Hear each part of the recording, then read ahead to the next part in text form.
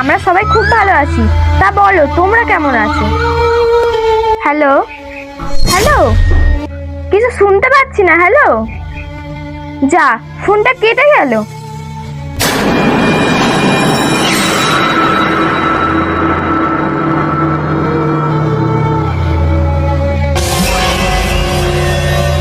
এই যাও তো, গিয়ে এক কাপ চা করে নিয়ে আসো, মায়ের সঙ্গে পরে কথা বলবে। আরে বাবা, চা খাওয়ার জন্য একেবারে দেখছি মাথা খারাপ করে দিচ্ছ।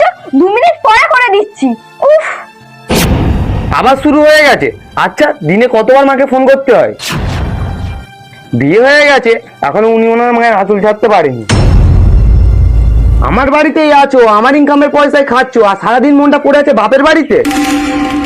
তুকার, উনি আমাকে জন্ম দিয়েছে, আমাকে ভালোভাবে কথা বলতে শিখিয়েছে, আর আমি ওনার সাথে 10টা মিনিট কথা বলতে পারবো না?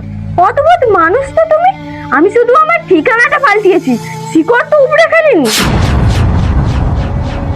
আমি এখানে সংসার করতে এসেছি, বিক্রি হয়ে যায়নি। আমার মা তোমার সাথে বিয়ে দিয়েছে ঠিক কথা, কিন্তু তিনি তার মেয়েকে বিক্রি করে দেয়নি। মা মানে কি জানো? সাহস, আশ্রয় আর শিকড়, যার কোনো বিকল্প হয় না। এই কথাটা তুমি সারা জীবন মনে রেখো। সরি শ্রাবন্তী, পারলে তুমি আমাকে ক্ষমা করে দিও। না না টুকাই, ভুলটা আমারই হয়েছে। আমার উচিত ছিল তোমাকে আগে চাটা করে দিয়ে আমার মায়ের সাথে ফোনে পরে কথা বলা। ঠিক আছে, তুমি একটু বসো, আমি এক্ষুনি চাটা করে আনছি।